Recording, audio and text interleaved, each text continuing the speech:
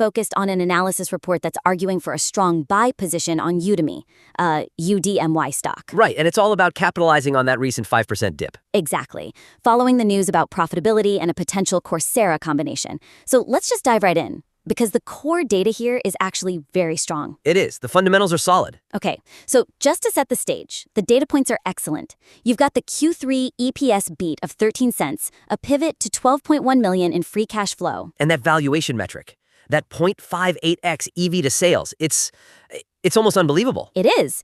So the report makes a powerful case for undervaluation, but the way it's presented, that's where we see some room for improvement. That foundation is robust, no doubt. The analyst really has identified the key financial inflection point. The thing is, when you have facts this strong, you want the delivery to match the gravity of the analysis. So that brings us to the first point. The persuasive power of the report could be significantly enhanced by shifting the tone from aggressive contrarianism to measured, data-driven conviction. Okay, so break that down. What do you mean by aggressive? Well, the material uses this high-energy, almost emotionally charged language. You see phrases like loading the boat, or it accuses people who are selling of running for the hills. And it calls the valuation an absurdity. Exactly. It creates this high-hype atmosphere, which is fine for maybe a social media post, but for an analysis report, it's a bit much. I do understand the instinct, though. When you see numbers this good and the market seems to be ignoring them, that frustration can come out as really urgent language. I mean, the headline itself says it all. Down 5%, why I'm loading up on UDMY right now. I get it too. But is that urgency counterproductive for a serious investment analysis? I think it is. So the goal isn't just to get clicks. It's to build a case that can stand up to scrutiny. Precisely. That kind of emotional framing, that whole me versus the market thing, it paradoxically weakens the very strong facts you just mentioned. If the facts are so powerful, why do you need the hype? That's a critical point. The high emotion almost suggests that the analyst is frustrated, not objective, which immediately opens the entire analysis up to skepticism. Exactly. So what's the suggestion here? How do you fix it? The suggestion is to recenter the narrative on that core financial pivot, the shift to positive free cash flow, the Q3 earnings, and use language that reflects analytical confidence, not betting, not desperation to capitalize on a dip. The confidence should come from the company changing, not the stock price moving. That's it. It's a fundamental status change, not short-term volatility. Okay, so how does the analyst achieve that more authoritative tone while still communicating that this is, an urgent opportunity? You move away from the personal call to action. Instead of positioning it as a battle, you frame the analysis as identifying a systemic, but probably temporary, market lag. The market just hasn't caught up to the new reality yet. Okay, let's get concrete. What does that phrasing look like in practice? We'll look at the opening. Instead of something like, I am absolutely loading the boat right now, Yeah. you could use a focused summary statement that anchors the thesis in finance, something like, the recent fundamental shift to profitability provides a strategic, valuation-backed entry point. That's still urgent, but it's strategic urgency, not emotional urgency. Yes, and you can even adjust the title structure itself. How so? Well, you refine the whole premise to focus less on the superficial 5% drop and more on the actual profitability catalyst. Lead with substance. Maybe something like, UDMY's profitability flip. Why the market is mispricing this catalyst. Ah, I see. That title tells me the thesis is based on an event, a fundamental change, not just a price movement. That shift in tone immediately elevates the whole thing. It moves it from a quick market commentary to a serious investment thesis. I think that structural adjustment in tone solves a lot of the credibility issue. Okay, so now let's transition to the key drivers for future growth, which brings us to the second critical point in the analysis. Right, the Coursera piece. The report makes a huge bet on future scaling, and the focus is this potential combination with Coursera. It's framed as a major catalyst, creating an edtech giant for the AI era. This is clearly meant to be a headline driver. It is absolutely intended to be a headline driver, but this is where the material, it sacrifices rigor for excitement. So this is our second point? The analysis needs to fully establish the strategic nature and financial mechanisms underpinning the described combination with Coursera. Okay, so the report calls it a massive merger. It does, but it lacks any specific, verifiable details. We're missing critical information. What's the deal structure? What's the scale of integration? Is it even a merger, or is it a partnership, a strategic alliance? We don't know.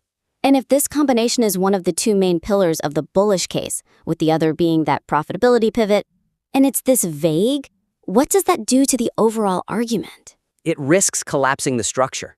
I mean, if an investor can't verify the nature of this combination news from December 17th, they're forced to discount its impact or, worse, just ignore it completely. An analysis has to go beyond the headline. It has to.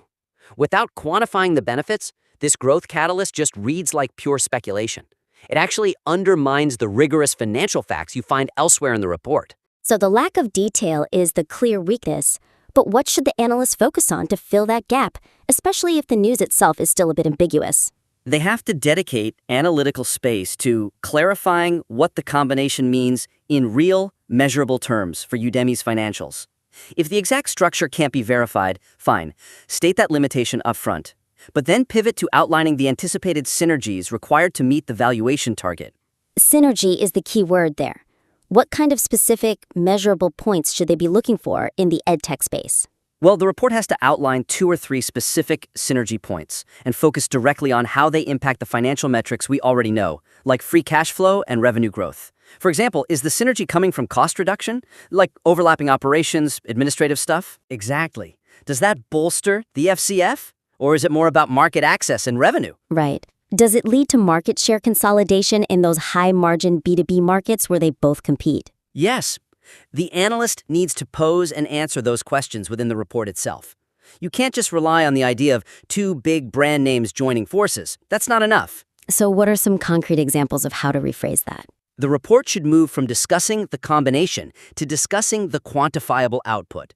So instead of just saying, massive merger creates giant, you ask the question, how does the combination specifically enhance the existing $12.1 million in free cash flow?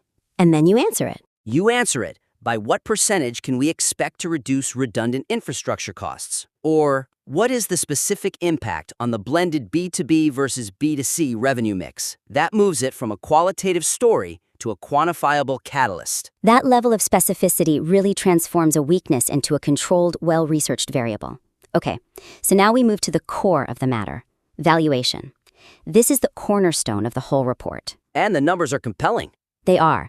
We're talking an $800 million market cap, net cash positive, that 0.58x EV to sales, and a stated analyst target of around $9.87, a potential 65% upside. It's an anomaly, and when you have Q3 profitability established, FCF confirmed, and a valuation that suggests the company is trading at half of its annual sales, the central most important question the analysis must answer is, why? Why is the stock being priced like a distressed asset? And if the report doesn't address that cynicism, the reader is just left to assume the analyst is missing something really important. Absolutely, they'll just close the report. So this is the third major critique. To solidify the compelling valuation argument, the analysis must logically address and preemptively neutralize the market's apparent rejection of the existing positive fundamental data. Because right now, the report just dismisses it. It does. It dismisses the low multiple and the recent drop as just weak hands or absurdity. By saying it's absurd, the analyst is basically accusing the entire market of being irrational. But the market usually has a reason, right? Even if it's flawed. An analysis needs to confront those reasons head on. It has to. This high-energy dismissal completely fails to confront the systemic reasons why the market might be assigning such a low multiple. Are they worried about sector saturation? Is there a fear of deceleration in B2B bookings? Is that Q3 beat just a one-off? If you don't confront those arguments, you leave the analysis vulnerable to critics who will just immediately cite those risks. And it speaks directly to that whole significance and relevance question. An analysis doesn't become relevant by ignoring the counterargument. It becomes relevant by systematically dismantling it. So the suggestion is what? A dedicated risk section? Exactly. A structured risk versus reward section that acknowledges and methodically refutes the potential bear arguments. By anticipating 2 or 3 common counterarguments, the analysis transitions from being a promotional pitch, which risks being ignored, to a balanced, rigorously argued investment thesis. Okay, let's give the analyst a structure for this. Where would they even start? You could introduce a section with a clear thesis statement. Something like, while the low 0.58x multiple is striking, we must assess why the market is discounting this data. It acknowledges the bear case immediately.